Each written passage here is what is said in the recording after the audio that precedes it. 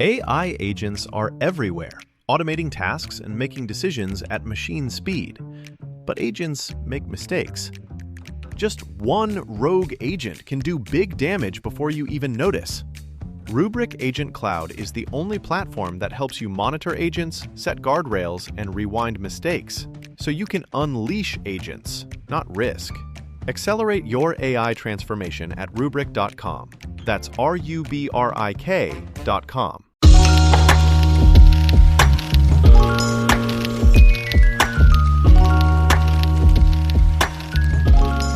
This is Rob Chappell. This is Omar Waheed. This is Nicholas Garden. And it's 365 Amplified for Friday, November 7th. How's everybody doing? It's been an eventful week. It has.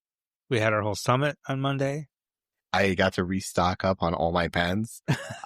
You've got a I have one Concourse right pen here. hanging on your lanyard right now. I have like 5 in my work bag. I have like 30 more on my desk. It's great. I don't know if you saw me with the basket. I was kind of like giddy. Yep, a whole basket of pens. I was Great. very happy.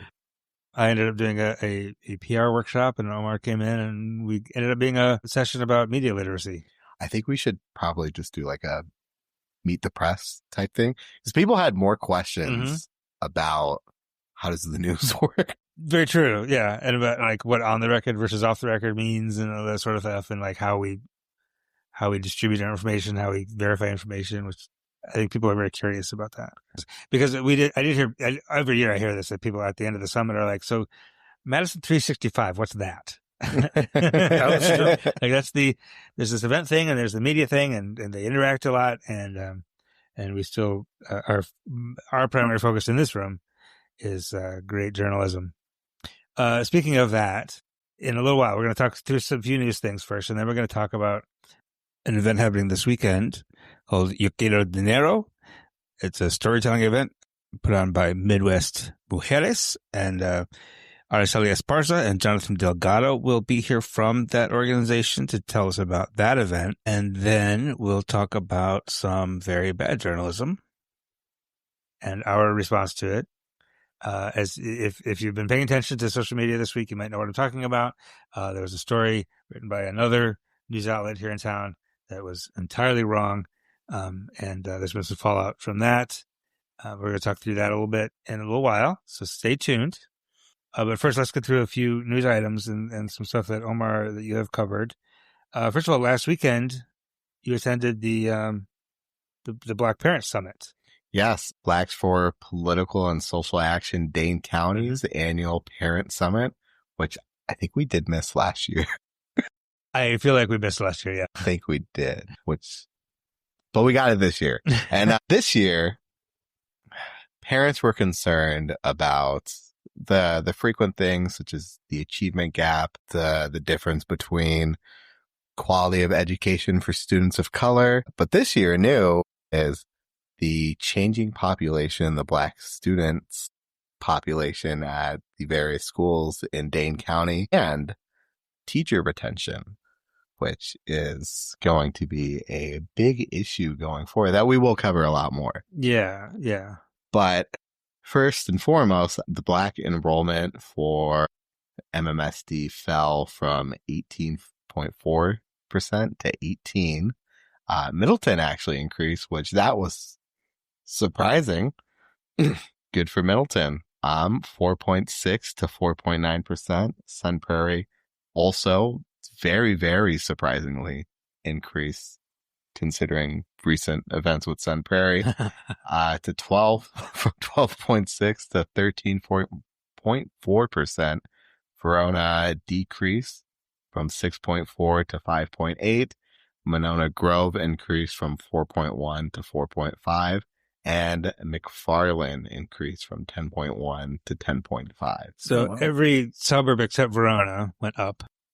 Basically. And Verona went down and Madison went down. Yeah. In terms of Black representation among the student body. Is there any sense that, does that mean like, is it so simple as Black families are moving from Madison to the suburbs? That's kind of the theory. Madison's only getting more expensive. The other places are catching up slowly but surely, but for the time being, they are cheaper. They are more affordable. Sun Prairie costs probably about 70% what Madison costs.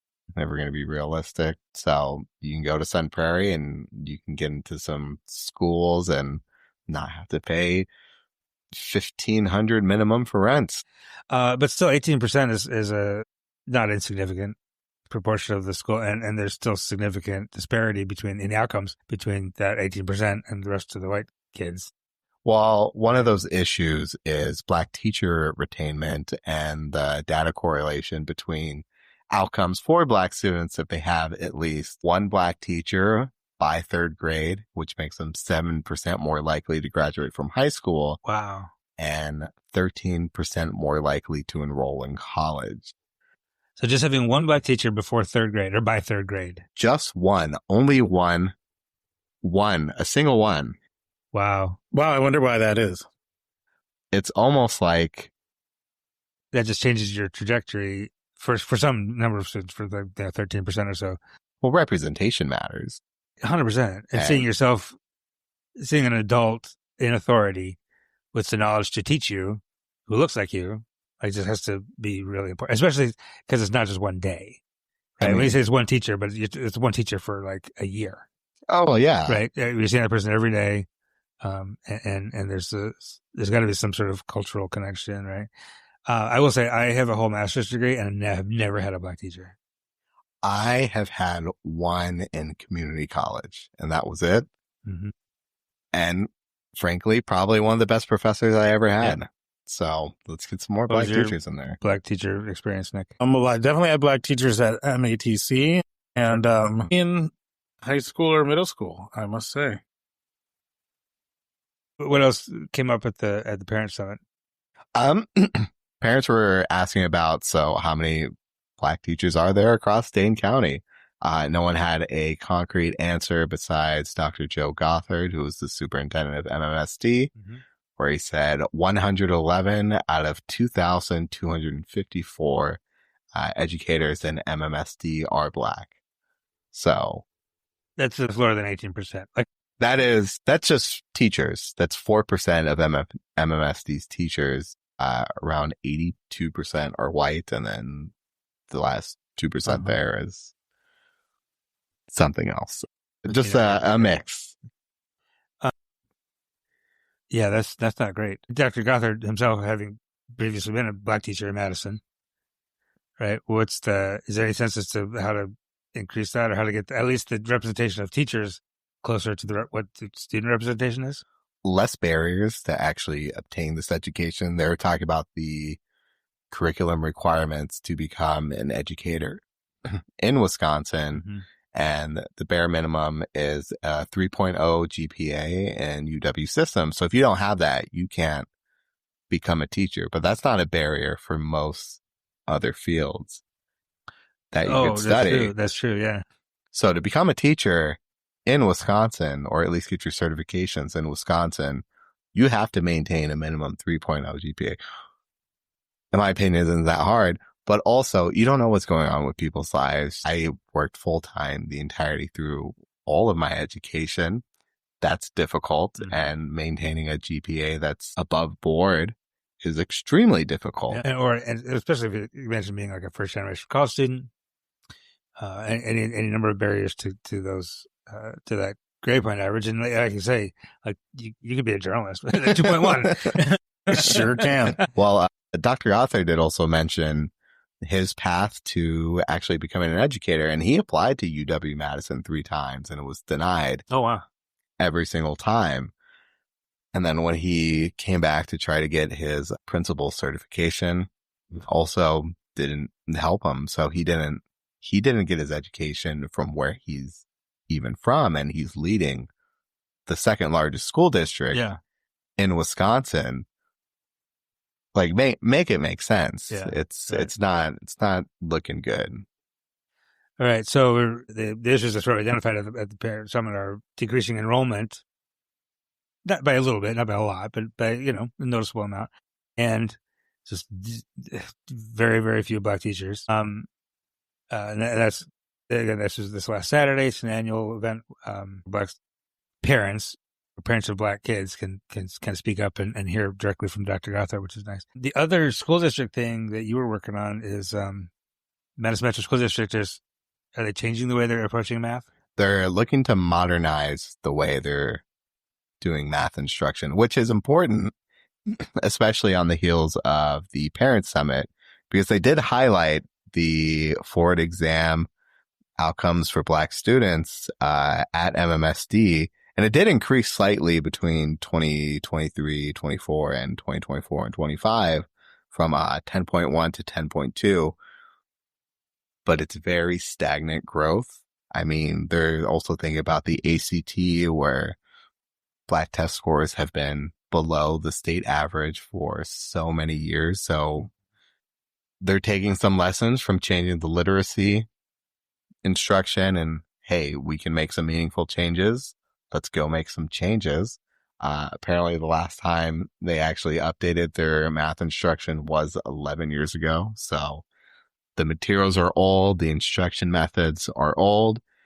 They said, let's modernize it. Let's learn what we learned from literacy, and let's apply that to changing math to see if we can increase that. These materials aren't out. They're still doing proposals for it, but they plan to have materials for middle school in the 2026 and 27 academic year, and elementary school 27 through 28. So it's happening soon. It's just not happening now, but it takes a long time to implement. It does. Like that over a school district the size of Madison. Let's see if they do a Sun Prairie. I don't know how you can do that with math, but inside joke referencing, this is the parenthetical explainer that journalists do. Omar said, referencing a controversial reading curriculum and that was implemented at Sun Prairie School District that had some racist stuff in it. Which still unfortunately helped outcomes, which that was the surprising part. Well, that's the thing, like the reading part, like the part, because it wasn't history, it was reading. And it had all sorts of stuff about Native Americans that was just wrong and offensive. You try to make them show that they're extinct, noble.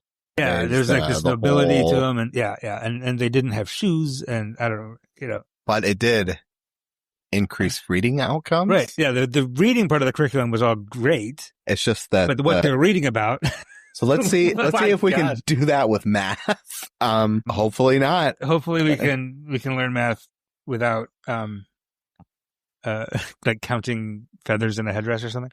I will say, this reminds me, I'm reminded of a statistics exam that was given at the University of Wisconsin that we reported on probably 2017 or 18, where it was the math question was about immigrants jumping over the wall. Like how many? Oh, so they can do this. How many? Like how many? Or like I don't remember what the question was exactly, but something about how many people over the wall.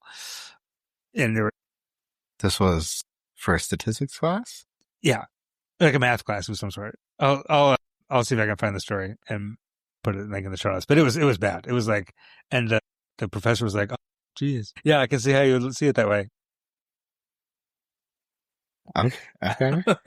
All right. Thank you for that reporting, Omar. We'll keep on top of that. As you said, you're going to be kind of talking to some folks, especially about that Black teacher retention issue and how we can, how the school district can hang on to those folks a little more. One last thing I want to ask you about is there's an event coming up on Tuesday. Yes. About building wealth among is it Black communities specifically? Yep. Climb USA is hosting forums on wealth. Its founder, Bob Wynn, who used to lead the Black Chamber of Commerce, wants to kind of increase equitable access to understanding how people can actually invest in things and find these opportunities. So he's doing that in Madison and Milwaukee. The first one will be in Madison. Let me pull up that date real quick. On November 11th, that's going to be more of a luncheon, but he kind of wants to demystify how the whole process works. If you watch movies, if you've seen anything about Wall Street, it sounds aggressive and complicated. But the truth is, it's clicking buttons and Right. reading. It's really not that complicated. Uh-huh. It's just the whole thing is It's like It's it seems intimidating. mythical or magical, but right, intimidating. Like Yeah. it's inaccessible. But he's trying to teach people how to access investment and wealth. Yeah. Right? So it's going to be in Madison, November 11th. Like I said, that is going to be at the Urban League here. You can register online. The second one will be in Milwaukee at St. Tate Hotel on November 14th. Also can register online. That one is going to be a little more costly though. I believe the tickets are $25 for Madison and then $100 in Milwaukee. Thank you for that. When we come back, Araceli Esparza and Jonathan Delgado will be here. And a little bit later, we're going to talk about a little bit of drama in the local media scene and the intersection of bad journalism and good journalism and racism. So stay tuned for that.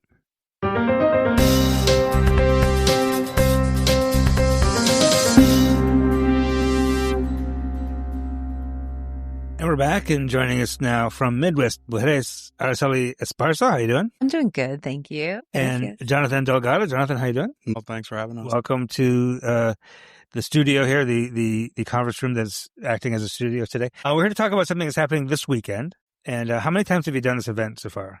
This is our fourth year. Fifth year. Well, fifth year, fourth year at My Arts. Yes. Got it. Fifth year of the event. It's called Yo Quiero Dinero, which means I want money. Yeah.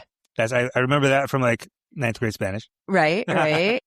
Tell us about what this event is, and you've talked about it on the podcast before in previous years, but just remind us what the event is and why you do it. Yo Quiero Dinero, Our Stories Have Value, is about Black and Latina women reclaiming the stage and uniting together with their stories and utilizing storytelling as a way to build social capital for themselves, to create a platform and a call to action to close the gender wage gap for Latina and Black women who are the lowest demographic folks in the United States paid right now. Latinas only make 55 cents to the dollar. I believe Black women make only like 63 cents to the white man's standard dollar.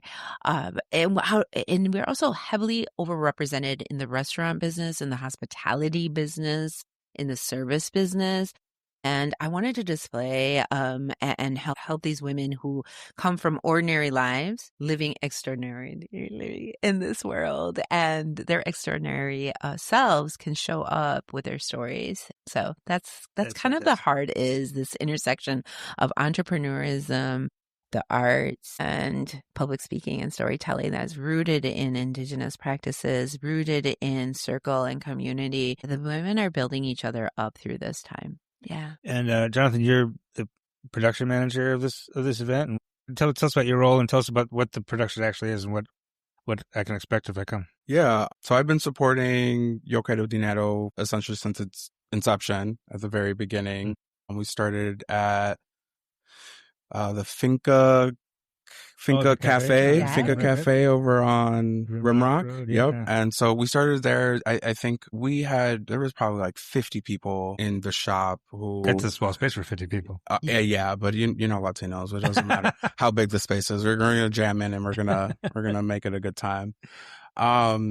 So, and originally, just so you have a little history about like how I come into this, I've known the Lopez family since 2012. So I originally met Araceli's sisters before meeting Araceli in like 2016.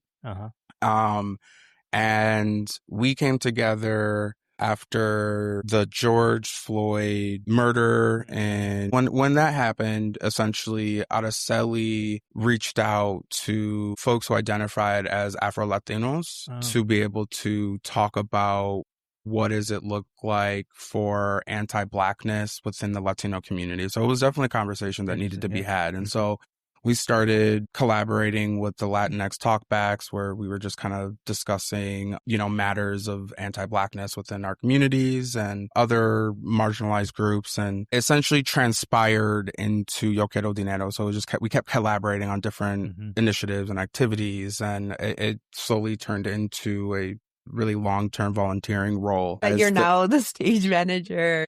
Yeah, well, yeah, it's been kind of everything. Yeah, so like I support with essentially concept designs, making sure that when we're on stage that the messages we're trying to communicate are matching that of the organization, right? So just making sure that Midwest Mujeres can capture the audience it needs to through captivating stories. So I also coach the women in how to storytell. I also am working behind the stage and motivating the ladies to tell their story and what it means to tell something that's can be uncomfortable, and bless you. And it's, yeah, I guess what you can expect at this event is, so as event organizers, our goal is to make sure there's entertainment, music, and food. Right. So whenever the 3 keys. Yes. I mean, yes, exactly. So, Araceli and I have, it used to be just us organizing this at one point. It used to be like 2 or 3 of us, maybe, I think, at the very beginning. And now, now we have like a little team. So this year, the goal is that we will see this event grow and it'll be smoother, like, because there's some things I didn't even have to do this year, which is really cool. And it's a blessing to be able to have people who support the mission. Now, you say you quiero dinero, and it's about sort of financial independence and stuff. And what I would expect would be like a money management seminar or something. Well, see, here it is. We do have money management. We networked or collaborated with Old National Bank. Oh, okay. So the women did go through. It's 16 weeks. They've given. Each woman have given to themselves over 400 hours of volunteer work. Oh. So we really changed it this year. We used to do it like Jonathan was saying, it was kind of like defragmented. We do it in different parts of the quarters of the year. But now we went, hey, let's just do all of it together and see what does that feel? So we started in June and we're ending in November. I mean, sometimes we were walking and we'd be walking up to the Capitol to Old National Bank and we would get into the concerts in the square and stuff like that. So it's become really like a community. The kids, I mean, we have childcare for them. We provide food. We're circulating the wealth though. So our sponsors give us $1 and then we distribute those dollars to the women either through like headshots, right? Blogging. Some women are getting their, maybe some graphic design work, etc. Coaching. Jonathan's coaching them. We have Greg Potter that's coaching them. Then we have all these different coaches from the city of Madison who come in. And that kind of goes into what I was talking, why we brought Midwest Mujeres together is because we constantly saw all of these like how to come up in your life in Madison, but all these. And they weren't done by people like who look like us, who live like us, people who have been previously possibly incarcerated, people who are single parents, who are restarting their lives after retirement, perhaps, etc. So many ways that women come to our program and we fit into their lives, and we fit into their lives for 16 weeks now. And so, the first half was financial education, the second half was branding, and then the third half is storytelling. Public speaking, training. So this event is not just we found people to tell stories. It's a culmination of a whole months-long preparation. Yeah, because we started since June. No. I mean, of course, we take breaks in between. Thank goodness for me consulting with folks like Madison College who were like, please don't do it every single week. Give people breaks.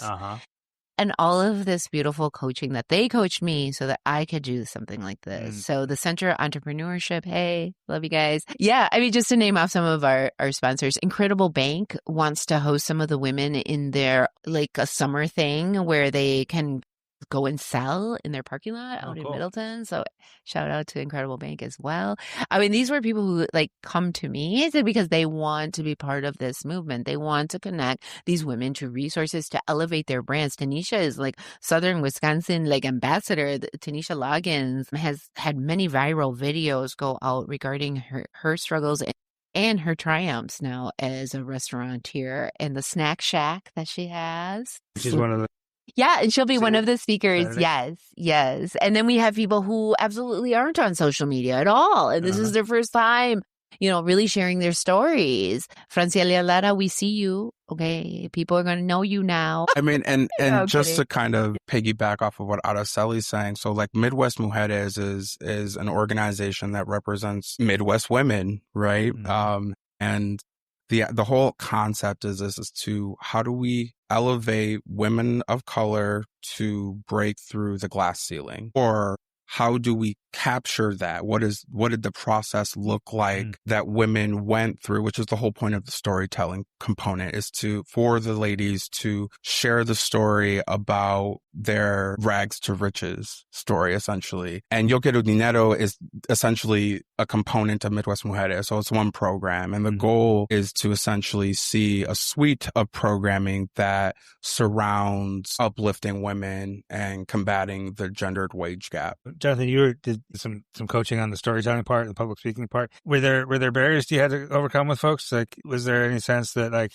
I've never been encouraged to actually have my voice heard before? But what did you have to overcome as you're trying to get these ladies prepared to get up in front of people and speak?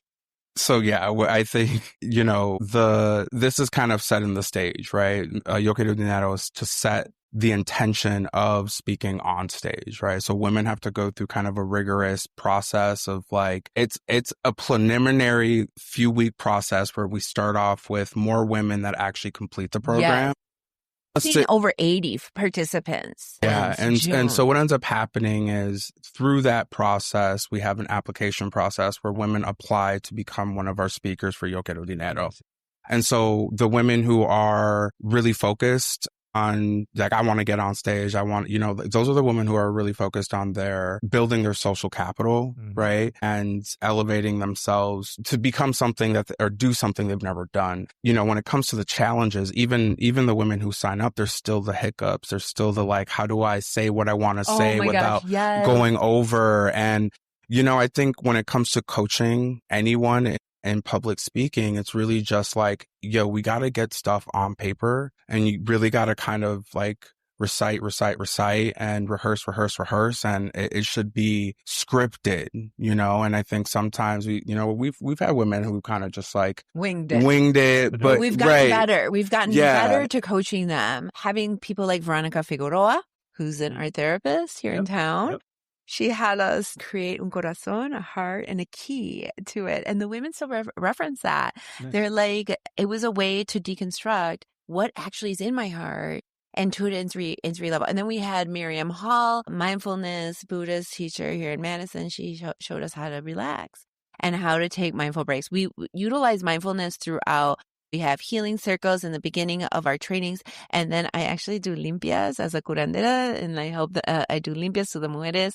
I take them out and we sage them. Yes. To get all the bad energy and vibes. Because these women are scaling from their ordinary, like underground lives, and they're coming up. And some of them might have had other histories, if not negative voices, as we're scaling. And this is what we talk to the women as we're getting onto this another level, because now you'll have an edited video done by Beyond Words Productions. Jamie Perez is like she just flew in last night. She left town. She left us high and dry. She was in California. Yeah, she moved back home but hasn't stopped working in the Midwest. And awesome. So which is a beautiful thing, because then it also like demonstrates our reach across the country as an organization. And it puts us on a level that we can really contend with other organizations that also bring in women to coach them up. And, when going back to the question of like, how do we, like the challenges the women are going through to get into this process is really about comfortability, right? Because as a man, like sometimes I can't just come in there and be like, tell me your story. I really have to like spend the time to like make the women feel comfortable around me, because we're talking about sometimes very sensitive materials. We're talking about stories that are women, this is the first time they're acknowledging being a survivor. And so I think, as a man, I have to be knowledgeable of that. And, I was raised in a matriarch, so I do find it personally, I find it easier to communicate with women sometimes just because I feel like I don't have to try to be manly. I don't have to try to like, like be a man's man. And I'm definitely not, but I was fortunate enough to have women in my life who also were storytellers. Like I learned about both my my primary caregivers of mi abuela, and she told me her rape story. She told me, and my tia told me her rape story. And when we talk about that, like at a young age, they're telling me this so that I don't become the perpetrator. They're sharing that of like what happens when you become an adult. Like sometimes, you know, like just because you have something between your legs doesn't mean that should lead your life. And so for me, it was always that how can I be a support to women and community and making people feel comfortable to share. And so generally before like we go on and we start coaching, I have to introduce myself in a particular way. I have to say, well, my name is so-and-so. I've been working with Midwest Mujeres for now 7 years. And I am here because I believe in order for women to, especially women of color, to break the gender and racial wage gap, we need dedicated men also supporting that. We have never seen any women's led movement that was not successful without men's participation. That is very true. That is really true. And I think, and that speaks to our future too. Well, in the future, I'm thinking about next quarter, 2026. I would like to, there's been so many men who tell me all the time, los hombres and us. And what about Midwest men? And I'm like, okay, let's do it. So I'm thinking about doing a storytelling event for Midwest men and having men come on the stage and do a fundraiser for Unidos, possibly Centro and their legal fund, and for Midwest Mujeres. So between all three of us, we would split the profits of that. It's in the loop on that because we will go back and do another podcast about that. Yeah, that would be fun. Absolutely. But I mean, like, Yo Quiero Dinero is essentially like all the women that go through our programming have supported men behind them. You know, and those are the men who are saying, what about like the men? And it's like everything is surrounded around men already. Yeah. So like to say we want a Midwest man is, in my opinion, is a little patriarchal and self-centered, right? Well, but I mean, it feels the same as like, what about White History Month? Right. Exactly. But that's not where these men are coming from. No, they want to tell their stories about being first gen and or immigrants coming up on being an entrepreneur as well. They have their stories too. And I think too, it's coming from a place of how can I support you where I know, and there has been rumors or murmurs of extreme isolation in men right now. Oh yeah, the loneliness epidemic The among loneliness men. Yeah. epidemic of men. And I'm like, okay, let's get together. I want to hear the fishing stories, the hunting stories. I want to hear the mechanic stories. I also want to hear the head chef stories. Those are the stories of my husband though too. Like all those things I just told you are like, those are his stories. And he's become a very intersectional man living as a immigrant here in Wisconsin. Because where he came from, there was no fishing. Where he came from, he wasn't cooking. His mother and his sisters were cooking. But he was the head chef when he came here and was working in the restaurants for over 10 years. So what about those stories? Those are now that's the new Midwest. Like that's the new Midwest hombre. That's a new Midwest man that is raising up here. And so that new Midwest guy needs to show up with his stories. And so we've just been playing around with the names, obviously, audience. We've been playing around with the names, but that doesn't mean it's not going to happen. It's going to happen. There's been so much interest from the business chamber, from other Latinos. Yeah. Yeah. And and this is kind of where I push back, right? And I think that if men are going to come together, and this is just my 2 cents, if men are going to come together, because we come together, but it's always surrounded by the third thing, right? There's always something in the middle between men getting together. And as an organization that represents the interest of Black and Brown Latina women, I personally think that if Midwest is to move forward with a Midwest like man group, this group really needs to focus on what it means to be better allies to women and how we can work together to uplift and support the women who are the neck of our community, right? Men might be the head, but you're not turning without a neck, right? And so I think that like that's why Araceli have been like kind of bouncing back like ideas and talking about like men's engagement within Midwest Mujeres, but I don't necessarily think that it's a good idea to create another space for men to come together unless it's focused on helping women achieving breaking the gender and racial wage gap. But before we get there, We have an event this Saturday. Yes. Tomorrow, exactly. as you're listening to this on Friday. When and where? At the Myers Theater at 4 p.m. as food, and then the first cohort of women, and then it'll be intermission, and then the second group of women as well. And then our keynote speaker will be there as well. Who's the keynote? Yeah. Jamie Perez is the keynote. Oh, is she? Yes. Oh, cool. Yeah. Cool. Yeah, I knew her when she was at Channel 3. She's a journalist first, and Yes. is a video storyteller and does fantastic work. And what do you want?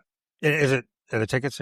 Yeah, there's tickets. But you can tickets? pay as you go. I mean, tickets are $35. I will remind people that we are a nonprofit organization. And that's real. And the nonprofit, yeah. Yeah. Also, as a nonprofit organization, it's real.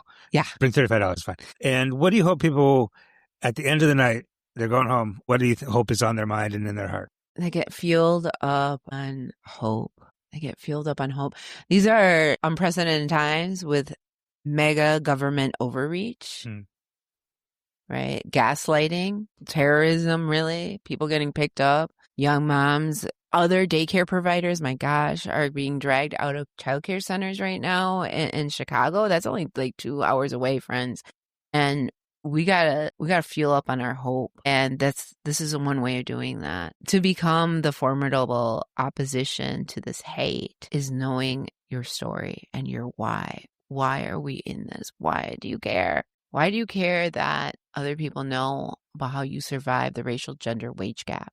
Because if you can survive that and create your own wealth, then we can stand up 100%, 10 toes down, as they say, to this machine. And if we're seeing it on the horizon, it's literally 2 hours away. Make no doubt it can come here.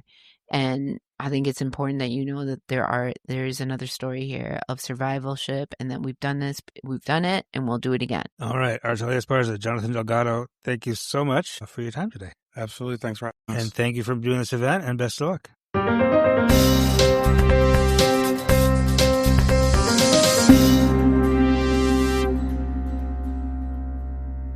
All right, we're back. We're going to dig into this. And I apologize if this is inside baseball, but it is important because, there's a difficult time for journalism right now, as, we can struggle to keep people's trust. And when the Wisconsin State Journal posts an AI-generated false story on the front page of the Sunday paper and then takes no accountability for it, they fired the reporter, but the editors have not ever taken any accountability.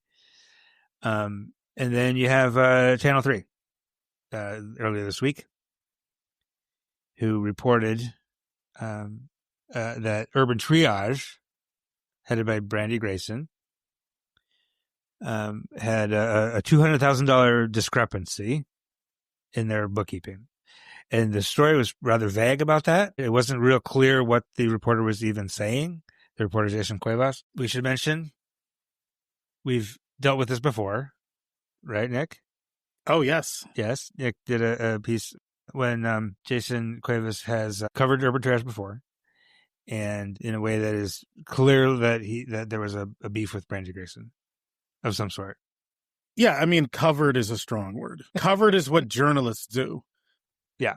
Blogging is what he does. You understand? Yeah. So Dave Blaska blogged, right? Or still blogs, I don't even know. Yes, he did. A cover, because I'm a journalist. Yes. And the one that we kind of responded to was when this group of white men who have an issue with Brandy were shopping this stories about what a terrible person Brandy is around to other outlets. Right. Including us, including Cap Times when you were there. And they basically got Jason to cover it. And it was pretty wild allegations. A lot of what he reported was technically true, but also technically true. Well, the one big deal was that Brandy's LinkedIn didn't match her resume. Which I challenge you to find one person whose LinkedIn perfectly matches their resume. I don't keep all the things I've done on my LinkedIn because I don't want to talk to some of these people anymore. I don't want them to be able to find me. The implication was that her credentials were being exaggerated or something like that. And which technically is true. Her LinkedIn was different than the resume she submitted to the county for this massive county contract. But so what? What's the context? And there was no context. It was clearly just, we're going to try to discredit Brandy Grayson. There's a couple of other stories about this. There's one, a story about earlier this week, a story about the Urban Triage when they were providing rental assistance, were paying rent late, which also probably technically true. And that, well, isn't the point of rental assistance that like they pay the rent? I mean, it's not like right, but they were racking up late fees, which are then paid by the county, or I guess paid by the county. I assume they're paid by the county, maybe not, but I mean that feels like a legit story to pursue. However, when Jason Cuevas pursued that story, he did not talk to anybody at Urban Triage. He didn't ask them, "Is this true?" He didn't ask them, "Why is this happening?" And he didn't look around at any other nonprofits that are providing rental assistance to see, is it normal to pay late? Then on this Tuesday, he published a story alleging this $200,000 discrepancy, to the point that I got an email from Nino Amato, longtime community leader, former county board member, who one of the white men who's got this sort of beef against Brenda Grayson, and it was $200,000 missing. That's the way he took the story. That's not what Jason said, but that's the way it was being interpreted. Is that Urban Triage had $200,000 missing, and there was some sort of shady business, because what Jason Cuevas was reporting, I think, which it wasn't clear the way he wrote the story, is that they had audited financials for 3 years. The entire organization gets an audit of its financials every year. You have to do that if you have a government contracts. And the administrative expenses for their county contract, they have a county contract to manage about $27 million of COVID money from the federal government, which is designated, it's given to Dane County to help people pay rent. Somebody has to distribute that. Somebody has to get people in and take applications and actually distribute the funding. So they hired, basically the county hired Urban Triage to do that. And one of the rules of these contracts is you can't use 15% of it. You can't use more than 15% on administrative costs. So built into this contract that Urban Triage has $3.48 million to spend on administrative costs, which is like the rent of their office, to hiring the people to do the stuff, to basically paying the bills to keep Urban Triage open so that it can continue to do this rental work and distribute the $27 million. Their audited financials every year showed how much they spent on admin costs just for this contract. It also showed other administrative costs for everything else. Also, every year, they submitted an expense report. They had to submit expense reports every month. Because here's another thing about these grants. They're reimbursable, meaning Urban Triage pays their staff. Urban Triage pays their office rent. Urban Triage does all that, and then tells the county how much they spent, and then the county pays them for it, reimburses them. So it's not like they got this big pot of money and then spent it. Okay, they have to submit reports every month, and every receipt, every pay stub, everything they have to give to the county, and then the county pays them back for it. Okay? So also included in these audits is an expense report at the end of each year. And if you add up all 3 years of this contract, they spent about $3.2 million on administrative costs. So they were under budget. Under budget by $200,000. Well, that's good, right? That's good. Jason Cuevas saw that $3.2 million, or added that up, because that number actually doesn't appear anymore. He had to take 3 different reports and add that up, which is fine. He saw that added up on the audited financials, and then he saw $3.4 million on the expense report, on the final 2023 expense report. So in his mind, these 2 numbers don't match up.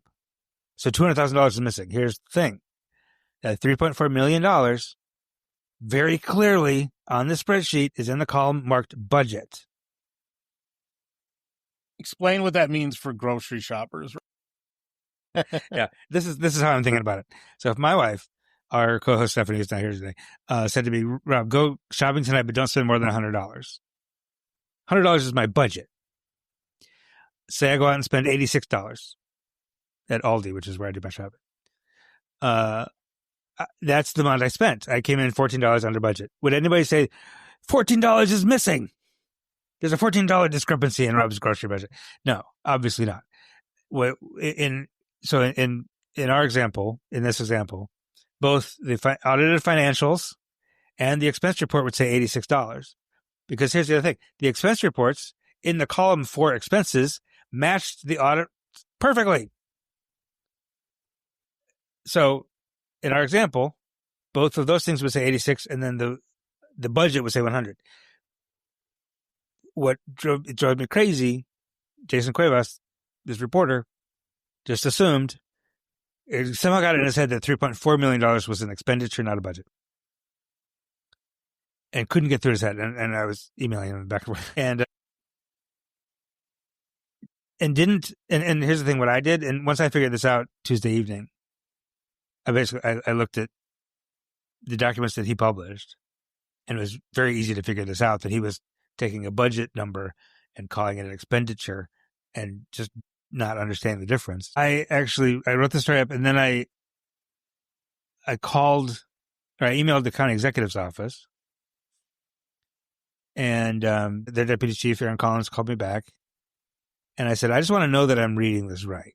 It looks to me like $3.48 million is the budget and $3.2 million is the expense. Is that right? And he said, yeah, you're reading exactly right. And we're asking for a retraction of the story. Wow. So did they retract the story then? No. They at least pulled it off. Eventually. Right? It took them 24 hours. So I was able to, so I finally published at like noon on Wednesday. Now, that is a very basic thing to do, right? It's just like, I'm looking at a spreadsheet. I think I know what it means, but I better ask somebody. Jason didn't do that. I also talked to Dana Pelban, who is the board chair of Urban Triage. Jason didn't reach out to them at all. My first thought would be, let me call Urban Triage and be like, I see a discrepancy here. What's going on? Is this true? And why is it true? Whatever. He didn't do that. He didn't call him.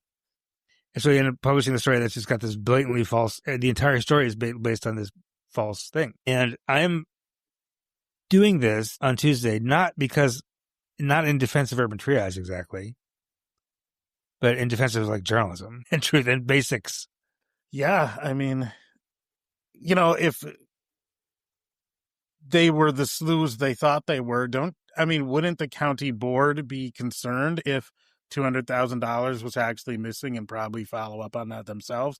And why do they keep giving Urban Triage this contract? Well, that's the question. I think that's what Jason's after. Okay, well, let me answer that for you. So obviously, the county board knows what all of us know, which is that Urban Triage does a great job of providing rental assistance. And all of the money that they are spending from the county goes into helping insecure people find housing and get housing. They also do a lot of work in the community with trauma, abuse, education, all kinds of things. And it seems to me, Rob, like a couple of people have some nit to pick with Brandy. I don't know what their deal is. Well, I can tell you what one of their deal is. One of the people who is constantly shopping stories around to media outlets sought services from them, and for whatever reason, didn't get services. Oh, he harassed me when I was at the Cap Times. Yeah. Oh, Sean Burke is his name, and he harassed reporters at the Cap Times until their editor-in-chief told reporters to just blow him off. Which I can't stress enough. He's just a guy. Which just a guy. Shocked me to learn. Enjoy it. There's a lot of that going around. We were attacked when we published a story articulating some of the facts and truths about this topic. Jason Cuevas, Nino Amato, Sean Burke, all of them spearheaded by County Supervisor Jeff Wigand, whose role in this will not be diminished.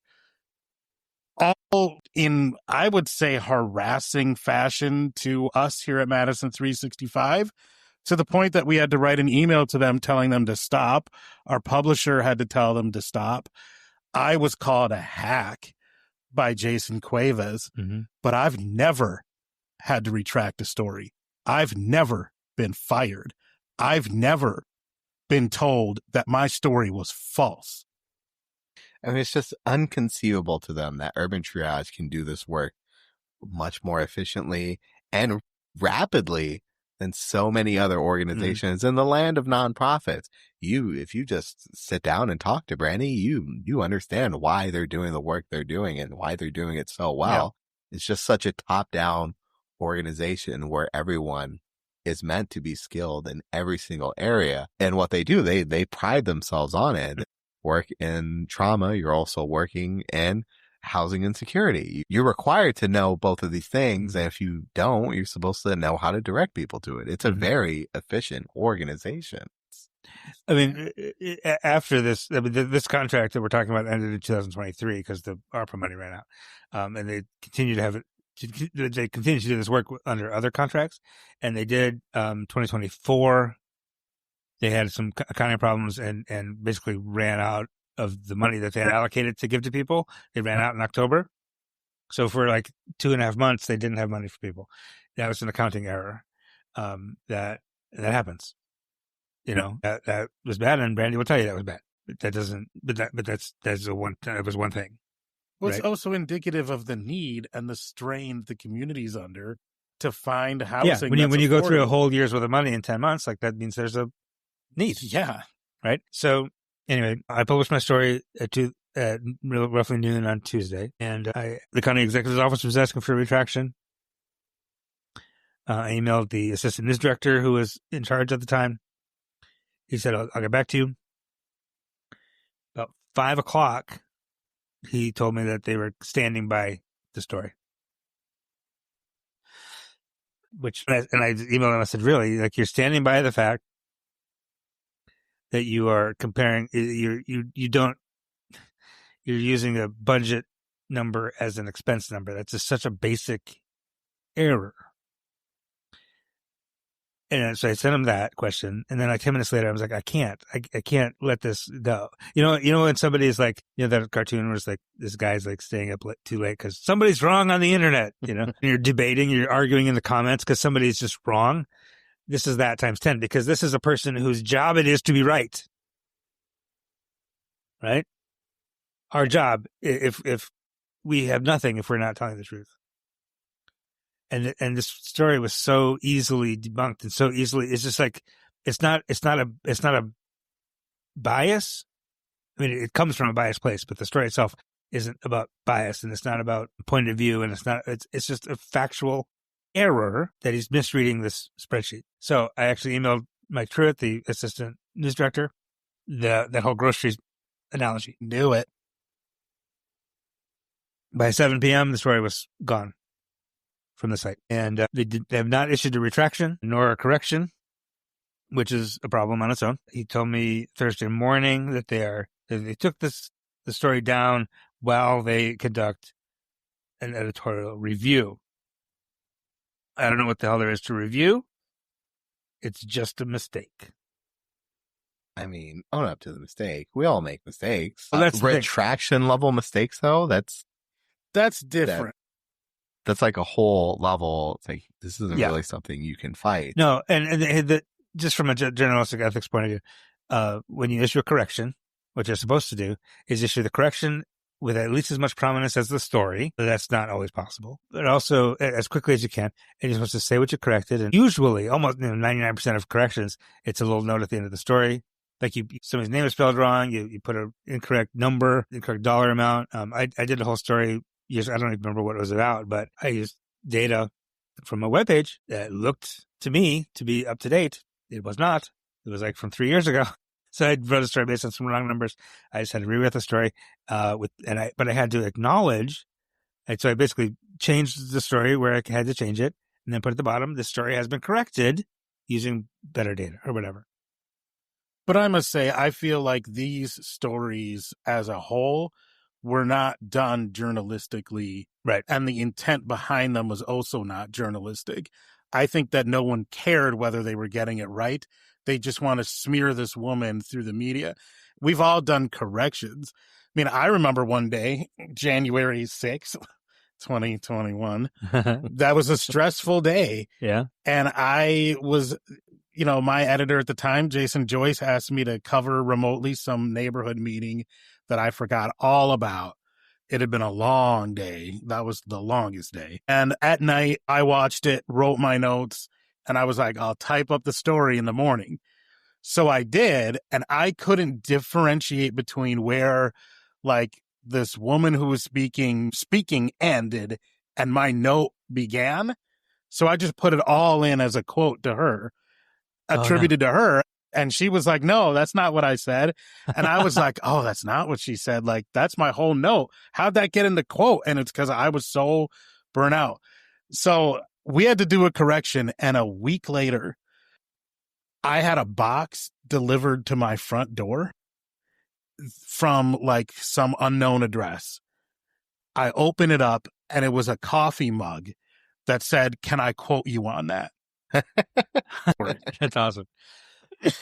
People appreciate when you do the correction, right? And you have to note the correction and be transparent. Transparency is very important in this business. So when you retract a story, that means you publicly say that story we wrote is not true, and therefore don't read it anymore. You can't just delete it and hope nobody notices. So I did ask, obviously this, and there shouldn't have been debate about the facts. Like, this is an easy thing. As soon as I saw the story, I knew what it was. Like, and it took me like 5 minutes to figure it out. And then more time to verify, which apparently Jason Cuevas doesn't do. He doesn't do verification, apparently. I mean, you literally called an accountant. Well, that was for another part of it. Well, yeah, I mean, you can't call an accountant. There's so many of them. They're everywhere. Well, that was another piece of the story, is that, and this is not even related to this specific discrepancy. And so I didn't even bring it up, but Jason Cuevas in his story said that Dana Pellebon, the chair, and Brandy Grayson, the CEO, have said in the past that they've always had a clean audit. That is false, because the ProPublica Explorer shows them with this significant deficiency in their audit. He wrote it just like that. That is false. Off ProPublica's database, it's really just a place for documents. Yes, it does, but it does helpfully put the little red flag on there.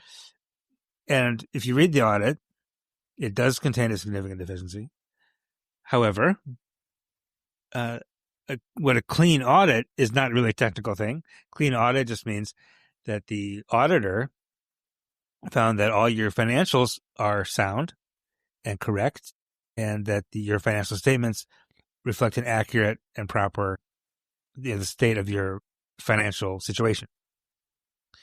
So the fact that they have a significant deficiency, which really, if you actually read the audit, the deficiency was basically came down to you should probably have a more accounting staff,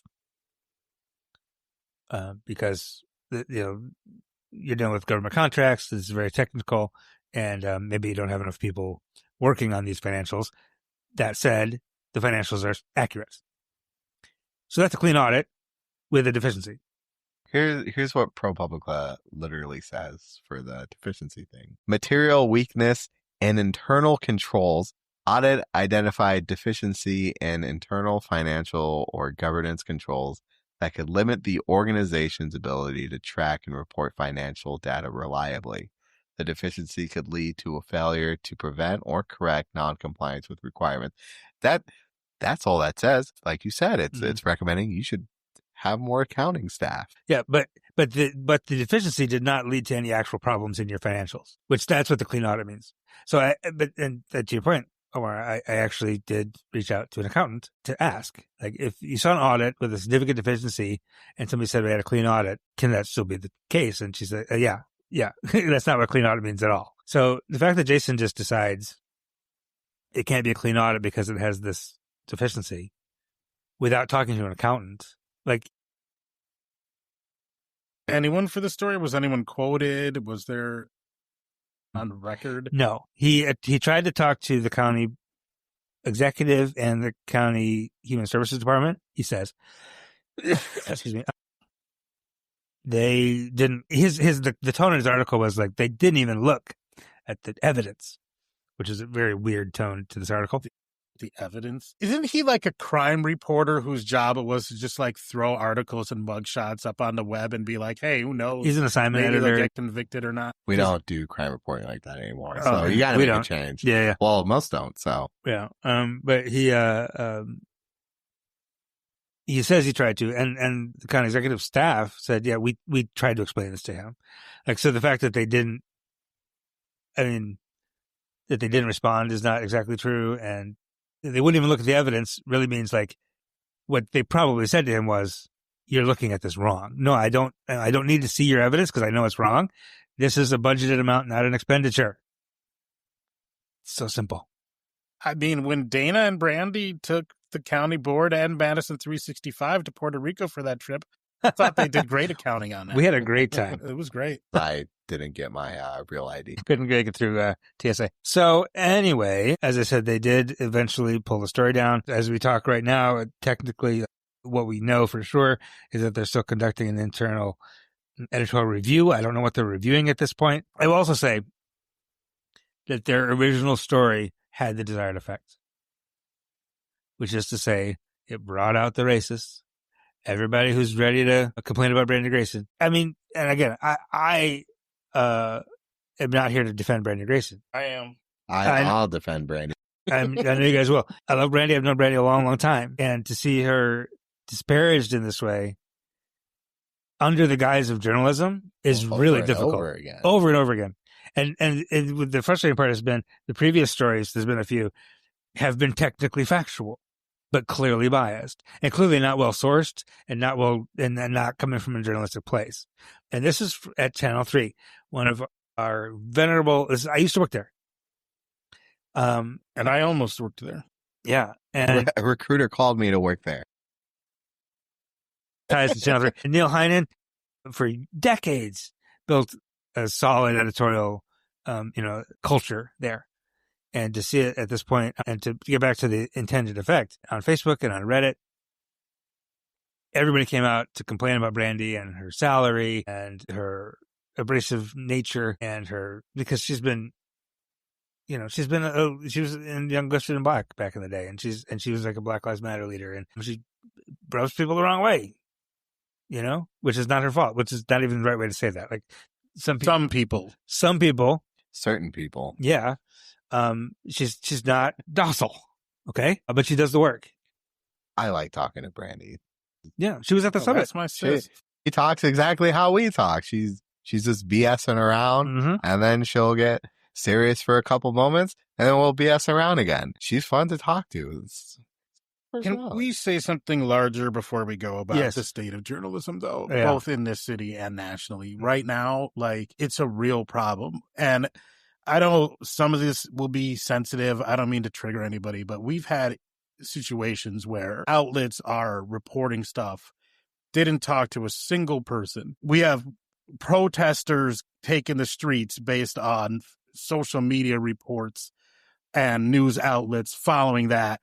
And then on sensitive, important topics. And then a week later, the police are like, yeah, none of that happened. And it's just, we as an entity have got to do better and have some integrity. Very well said, Nick.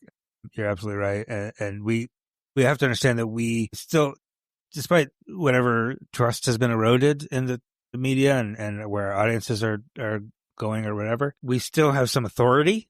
We're still seen as having authority. Anything we report on, we give legitimacy to. Just by the fact that we're a news organization, we lend it legitimacy. What you're talking about, we don't need to get into details. But basically, there were some really serious allegations on social media that were not verifiable, really, at least not when they were posted. And the police had said, we're going to investigate it. The school district said, we're going to investigate it. So a couple of news outlets decided, well, we can report on the fact that they're being investigated. They didn't include any actual verified facts. They just said this police are investigating this wild accusation. And just the fact that the Wisconsin State Journal and the Cap Times and a couple of civic media reported it on the radio and a couple of TV stations reported it. Just the fact that they talked about that there's an investigation. You started seeing in the comments on Facebook, it's on the news. It must be true, right? That we give things legitimacy.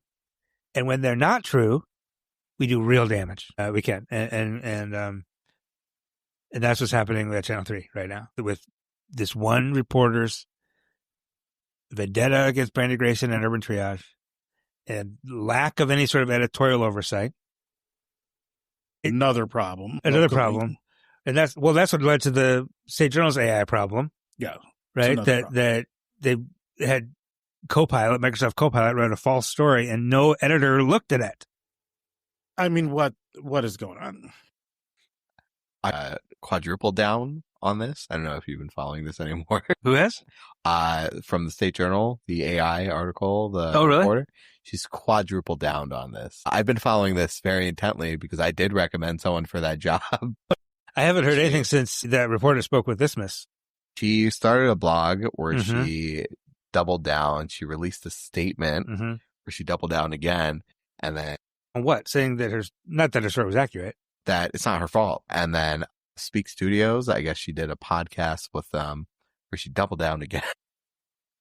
Well, I mean, she should not have done what she did, but then again, I can see where she's coming from. I mean, I had editors who walked me through my job and taught me how to do it.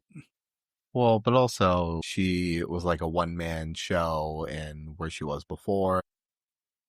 She was at a small town paper before, so she didn't have editors there. And then her editor was on vacation.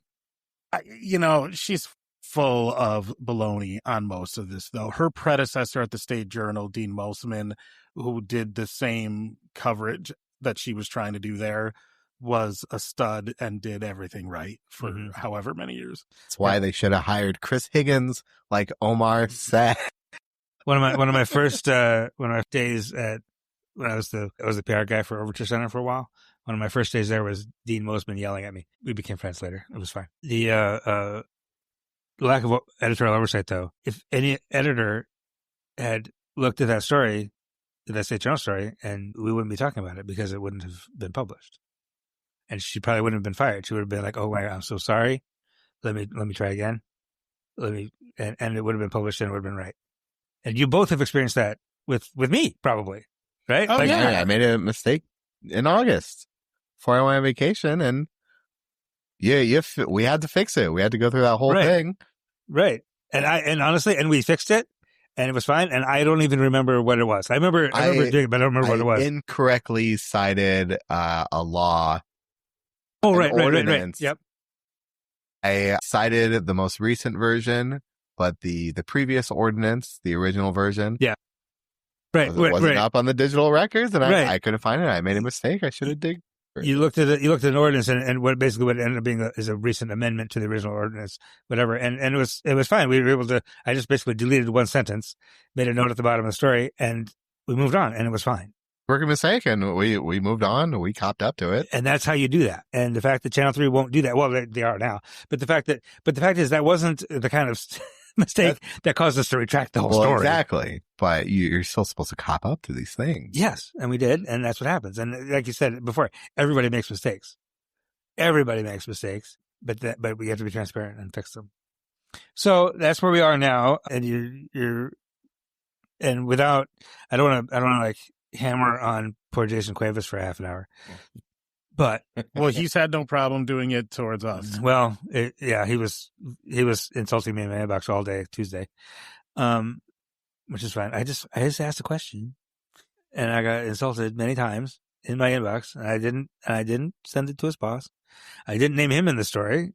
In my story, I could have. I could have quoted any of the insults he threw at me over the past 6 months, but it is a larger issue. It is mainstream media. I thought Madison was better than this, but clearly, like, we're having all sorts of problems with the larger media company newsrooms, and we're just here, our little nonprofit thing in the Black Business Hub, grinding away trying to do the right thing, and it's increasingly difficult when other places are not doing the right thing. Yeah, and Donald Trump's regime is in full throat, and we're the last bastion of righteousness left, right, Omar? I mean, because all the corporations are selling out. You say we're not going to fund you, then they're just like, yeah, we'll do whatever Donald says. I did say I would sell out for a certain amount of money last week, so let's Yeah. That wasn't a joke.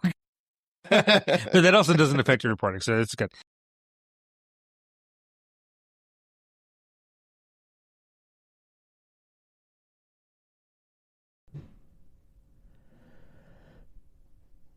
All right, that's about enough for today.